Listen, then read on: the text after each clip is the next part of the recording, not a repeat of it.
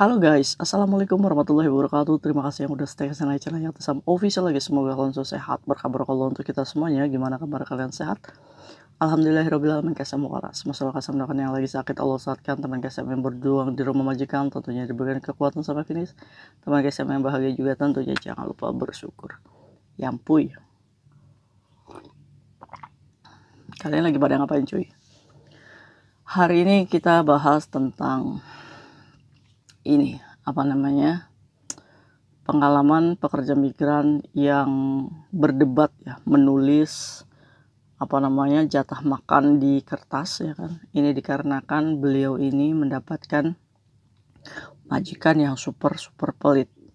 Padahal majikannya ini punya pekerjaan yang bagus lah di Hong Kong cuy. Kok pelit gitu kan. Ini adalah watak dan karakter ya. Tapi bagaimana cara kita untuk menghadapi majikan seperti ini? Oke, gimana sih cerita mbaknya sampai dia ini, Kaisam tolong kasih tahu mbak-mbaknya. Trik ini tuh bisa berhasil untuk mbaknya untuk mendapatkan food allowance ya, atau jatah uang makan. Yo, Kaisam saya itu bekerja di Hong Kong itu selalu rekod finish ya kan. Akhirnya saya bekerja di majikan ini padahal majikannya good pekerjaannya Kaisam. Harusnya memberikan makan dengan layak, itu udah bisa banget untuk dia gitu kan. Dua-duanya bekerja, saya menjaga anak umur 15 tahun sama makan. Maksudnya sama membersihkan rumah gitu cuy. Nah, awalnya saya ini diinterview sama majikan ini dan dikatakan bahwa untuk pekerjaan sudah dikasih tahu job deskripsinya ya kan. Terus untuk food allowance kita bertanya gitu kan, bagaimana dengan jatah uang makan? Majikan ini menolak untuk memberikan jatah uang makannya cuy ya. Tapi majikan ini mengatakan bahwa kamu ikut makan sama kita katanya.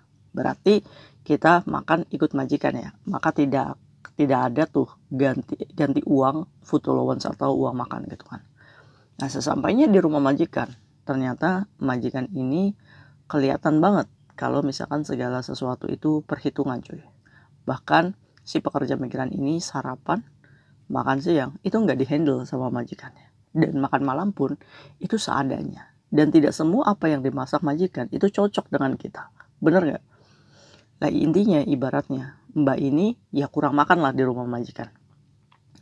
Akhirnya si majikan ini pun memberikan uang belanja itu cuma $500 seminggu cuy. Gila, $500 seminggu untuk beli apa gitu kan. Sedangkan majikan ini juga mengatakan kepada cecenya $500 ini pun ini digunakan untuk silonya yang umur 15 tahun untuk lunch di luar gitu cuy. Gila kalau misalkan McD aja gitu kan, si silonya ini menghabiskan berapa gitu kan, ya habislah duit belanja apa kita, bener nggak? Nah akhirnya di situ cuy dijalani hari demi harinya. Mbaknya ini mikir, oh saya nggak bisa nih kayak gini. Akhirnya kayak Tisam, saya beli roti di luar ya kan. Saya tulis di buku Maisung, saya beli roti segini setiap hari. Saya tulis kayak $8, $8. Saya beli tahu, saya tulis ini. Pokoknya intinya saya tulislah apa yang saya makan di situ, ya kan. Akhirnya majikan ngecek. Terus majikan ini ngomong, Cece, le comat ya, kamu nulis minpau di sini, kamu nulis tahu di sini, katanya. Lah, si Cece-nya ini tipikal orang yang berani cuy, ya kan. Akhirnya si Cece ini ngomong, saya kan punya hak jatah food allowance man. Terus saya sarapan apa? Ya kamu beli sendiri loh. Oh nggak bisa mem, karena saya punya hak di situ. Kalau misalkan memang kamu tidak boleh saya tulis di situ, kamu ganti uang loh. Si Cece-nya tuh ngomong kayak gitu cuy. Akhirnya majikan ini wah ngomel lah pokoknya lah, dikomplain lah ibaratnya, ya nesu lah ya cuy ya. Akhirnya ya udah, ibaratnya ini aja dijalani dengan sabar gitu kan. Wah makin itu majikan itu ibaratnya perhitungannya dalam arti gini, dicek nota belanja ini ngomong ini apa ini, makanan apa nih? Ya kayak Siseria gitu kan, padahal kan anaknya yang makan. Akhirnya itu bukan saya yang makan tapi anakmu, kan kamu yang nyuruh saya itu untuk ambil dari uang belanja untuk kasih Silo itu makan, ya kan? Akhirnya si pekerja migran ini punya inisiatif, ngomonglah sama anak majikannya, Silo, ini bukan saya yang maafan lo ya, tapi mamimu yang maafan. Jadi kalau misalkan kamu beli makan di luar, tolong notanya kamu tanda tangani, ya kan? Jadi minta tanda tangan anaknya deh cuy. Iya dong, enak aja, anak majikan yang makan kok kita yang dituduh, bener nggak? Akhirnya ditandatanganilah tuh risetnya oleh silonya dan dikasihkan ke orang tuanya. Ya orang tuanya nggak bisa ngomong. Ya memang kenyataannya begitu. Tapi majikan itu sebenarnya tahu Kaisang, tahu aturan, tapi dia ini pura-pura tidak tahu, ya kan? Maka dari itu nih di sini pekerja migran ini dibutuhkan untuk berani cuy, untuk meminta hak kita. Kenapa? Karena kita juga udah bekerja dengan mereka gitu. Akhirnya si majikan ini juga menemukan salah satu struk di mana pembelian McD $100 lebih gitu kan. Dan dia juga nuduh si cecenya. Yo cecenya nggak terima loh. Untung anaknya udah gede, bisa ditanya, ya nggak sih? Selo, kamu ingat nggak waktu mami nyuruh kita beli McD? Selonya tuh jujur gitu kan. Iya saya ingat katanya. Ya udah si pekerja migran ini sih nggak usah pilih pala, tinggal ngomong aja. Kamu tanya aja sama anakmu. Nggak mungkin banget saya juga makan McD sebanyak $100 katanya. Tapi dengan majikan seperti ini, si pekerja migran ini bertahan 6 tahun cuy. Ya kan? Saya terus aja kayak Sam. Akhirnya saya komplain ke agensi tentang makan saya yang seperti ini. Karena apa?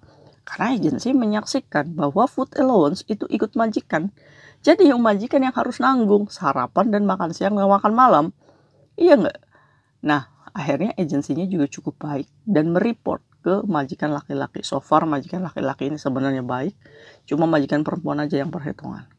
Akhirnya majikan laki-laki ini ngomong, Cece, kamu boleh makan apapun yang ada di kulkas, ya kan? Maaf Singsang, saya aja nulis nih di buku nih, ya kan? Istrimu nih komplain, ya kan? Singsangnya sama majikan perempuannya dikomplain juga sama Singsang. Akhirnya membiarkan Cecenya itu menulis jatah makan pagi sama makan siang, ya kan? Iya Kaisam. Jadi saya tulis semua di situ apa yang saya makan. Ya saya juga makannya sadar diri lah Kaisam. Ya beli tahu, beli ini. Ya setidaknya saya juga punya hitungan, nggak boleh lebih dari $40 dalam satu hari.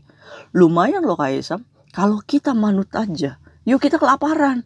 Nggak mau saya jatah gaji saya untuk beli makan saya sendiri misalkan. Ya walaupun ada tambahan-tambahan seperti telur, mie saya beli sendiri, kopi ya mungkin oke lah. Tapi sarapan ya saya harus masuk catatan itu. Karena apa? Karena hak saya. Saya minta, ya kan? Akhirnya yuk mereka walaupun ngomel, catatan itu tetap masuk. Dan saya tetap beli roti setiap hari guys. Nah ini ya, tipsnya nih dari Mbak ya. Jadi buat kalian pekerja migran, yang harus kalian lakukan adalah mempertegas saat interview. Ya kan? Saat kalian interview, jangan manut aja, jangan iya aja, hoa aja. Kita memang butuh pekerjaan, tapi kita juga harus bisa menatap mata majikan, ya kan? Kadang majikan itu modusnya aja baik-baik, ya kan? Padahal karakter itu bisa dilihat dari mata, ya kan? Jadi kalau misalnya kalian interview, lihat majikan. Ini bener nggak sih majikan tuh ngomong, ya kan?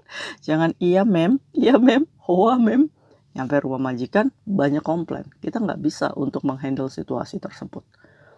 Akhirnya tatap mata majikan dan harus ngomong diperjelas tentang hak food allowance yang ada di kontrak kerja.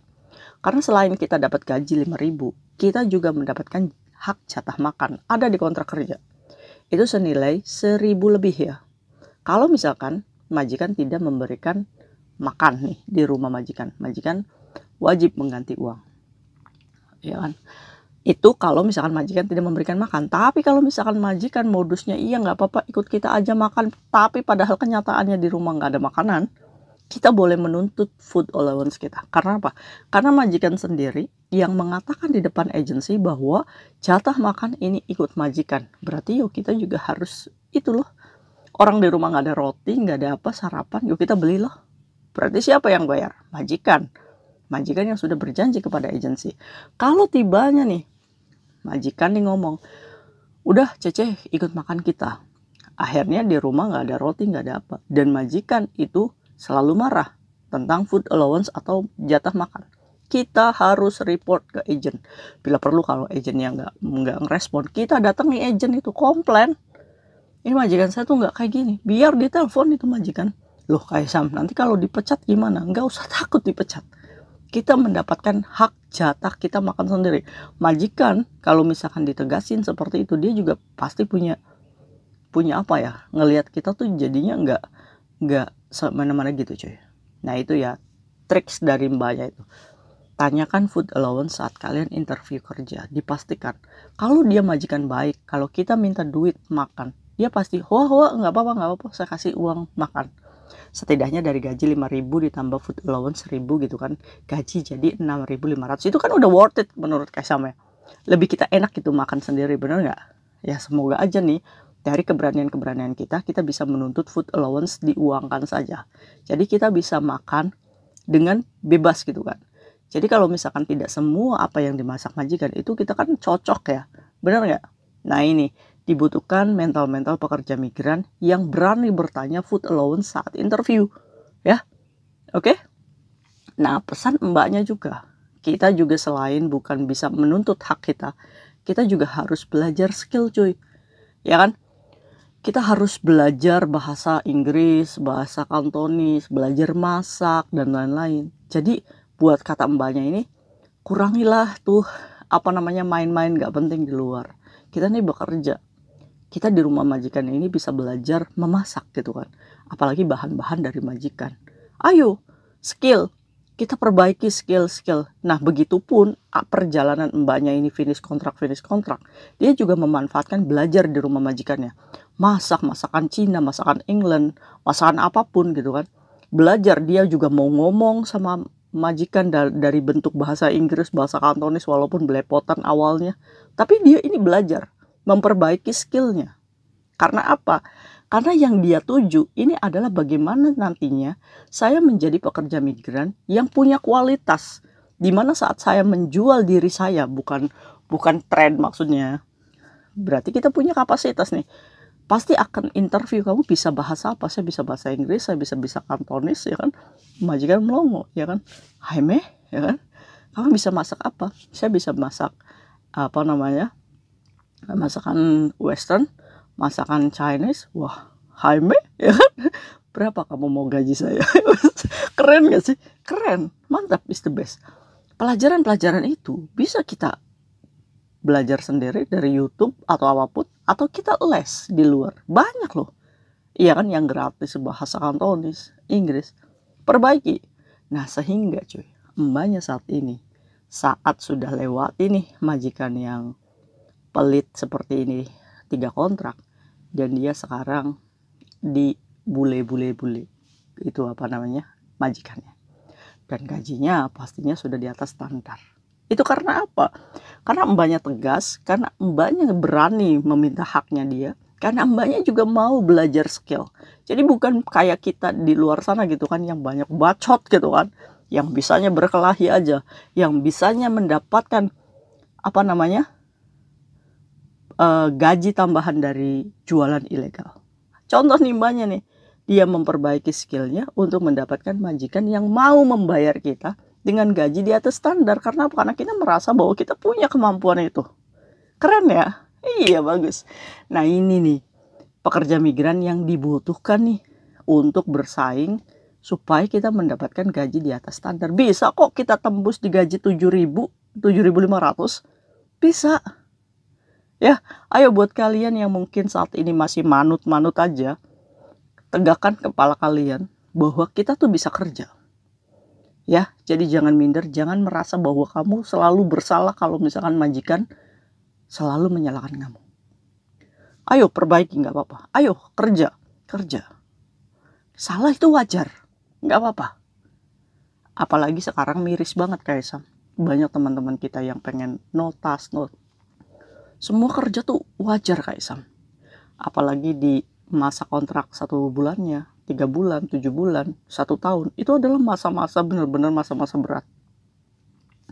Kasih tahu Kaisam teman-teman yang lain untuk bisa bertahan. Iya, walaupun ikut majikan manapun ya semuanya nggak enak gitu. Dan mbaknya harus kerja di Hong Kong itu harus kuat mental. Selama majikan kamu tidak main tangan, tidak main fisik, kamu bisa bertahan, ya kan? Jadi buat kalian yang merasa punya skill gitu kan, kalian bisa mendapatkan majikan secara interview langsung. Biasanya tuh ada aplikasi helper yang cari sendiri gitu kan. Kita kirim CV kita, nama kita ini, kita punya skill ini gini, jaga ini, interview langsung majikan, cocok, tinggal cari agensi, cimeng. Nah itu biasanya orang-orang yang sudah punya kualitas gitu coy. Iya, sekarang itu cari majikan tuh nggak usah ke agent. Kita bisa buka situs helper, kita nego sendiri sama majikan, gaji segini oke enggak, ketemuan, cocok, baru cari agensi untuk cimeng majikan. Itu banyak dilakukan oleh mbaknya yang bercerita teman-temannya dari situ, dan tips mbaknya ini sudah diaplikasikan dan sudah sudah diikuti teman-temannya, dan semuanya itu berhasil. Mereka mendapatkan hak jatah makan sehingga mereka tidak kekurangan makan lagi. Oke? Nah itu tuh boleh ditiru ya mbaknya ya. Terima kasih ya mbak ya atas ilmu dan pengalamannya. Semoga ini juga menjadikan kekuatan untuk teman-teman kita untuk berani meminta haknya ya. Jadi inget tuh, kalau nenek kalian ngomel beli roti, ngomong, kalau saya ada jatah makan. Kalau majikan ngomong kamu pakai uang sendiri, nggak bisa. Ini adalah kamu sendiri yang ngomong kalau saya ikut kamu. Ya kan? Berarti kamu harus kasih makan saya. Good. Mungkin itu sharing KSM hari ini. Semoga bermanfaat untuk kita semuanya. See you next video. Bye-bye. Assalamualaikum warahmatullahi wabarakatuh. Nyampuy.